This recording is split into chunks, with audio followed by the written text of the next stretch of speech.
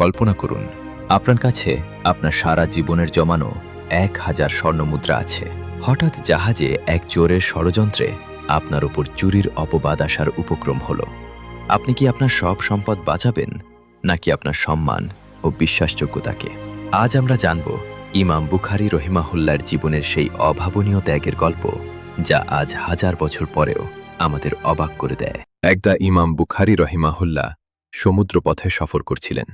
তার সাথে ছিল 1000 স্বর্ণমুদ্রা থলি, যা সেই যুগে ছিল অত্যন্ত মূল্যবান এবং বিশাল সম্পদ। জাহাজের এক যাত্রী ইমাম বুখারীর সাথে খুব গভীর বন্ধুত্ব গড়ে তুলল। সে সবসময় তার কাছাকাছি থাকত এবং আলাপ করত।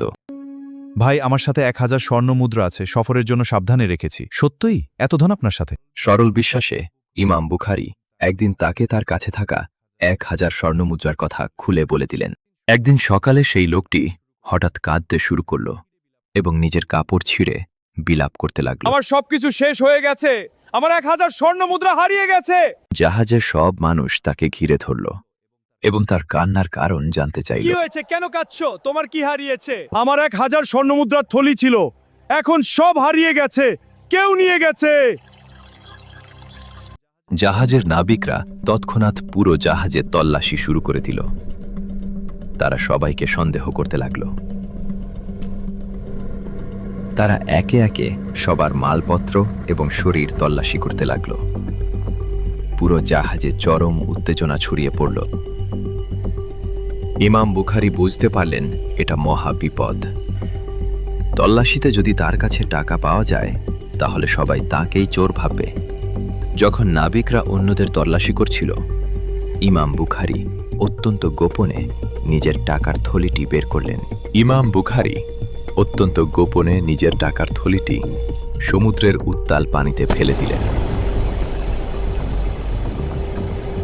কিছুক্ষণ পর নাবিকরা ইমাম বুখারীকেও তল্লাশি করল, কিন্তু তার কাছে কিছুই পেল না।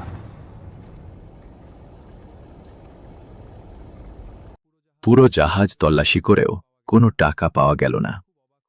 সবাই খুব অবাক হয়ে গেল। শেষে মানুষ সেই লোকটিকে মিথ্যাবাদী বলে তিরস্কার করতে লাগল। সবাই তাকে ঘিরে ধরে ধমক দিতে থাকল। ধীরে ধীরে জাহাজের ভিড় কমে এলো, আর একে একে যাত্রীরা নীরবে নেমে যেতে লাগল। চারপাশে নেমে এলো এক অদ্ভুত নিস্তব্ধতা। তখন সেই লোকটি আড়ালে ইমাম বুখারীকে জিজ্ঞেস করল, আপনার সেই 1000 স্বর্ণমুদ্রার থলিটি কি হলো? আমি ওটা সাগরে ফেলে দিয়েছি। এত বড় অঙ্কের টাকা আপনি এভাবে বিসর্জন দিলেন? ইমাম বুখারী রাহিমাহুল্লাহ যে উত্তরটি দিলেন, তা ইতিহাসের পাতায় স্বর্ণাক্ষরে লেখা থাকবে। আমি আমার পুরো জীবন রাসূলুল্লাহ সাল্লাল্লাহু আলাইহি ওয়াসাল্লামের হাদিস সংগ্রহের পেছনে ব্যয় করেছি। আমি কি সামান্য কিছু মুদ্রার বিনিময়ে আমার সেই অমূল্য সম্পদ সততাকে কলঙ্কিত করতে পারি? তল্লাশিতে যদি আমার কাছে সেই মুদ্রা পাওয়া যেত, তবে মানুষ আমাকে চোরির অপবাদ দিত। এতে হাদিস বর্ণনাকারী হিসেবে আমার গ্রহণযোগ্যতা চিরতরে নষ্ট হয়ে যেত।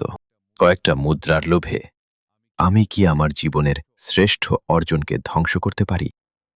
ইমাম বুখারী রাহিমাহুল্লাহ আমাদের শিখিয়েছেন যে সম্পদ হারানো বড় ক্ষতি নয়, বরং চরিত্র ও গ্রহণযোগ্যতা হারানোই আসল ক্ষতি। আজ থেকেই তওবা করি, সততার পথে চলি। আল্লাহ আমাদের সবাইকে হেফাজত করুন, সত্যের উপর অটল রাখুন। আমিন। ভিডিওটি যদি আপনার হৃদয়ে সতর্কতা জাগিয়ে থাকে, তাহলে লাইক করুন, কমেন্টে আমিন লিখুন এবং শেয়ার করে অন্যদের কাছে পৌঁছে দিন। পরবর্তী ভিডিওতে দেখা হবে ইনশাআল্লাহ। আসসালামু আলাইকুম ওয়া রাহমাতুল্লাহি ওয়া বারাকাতুহু।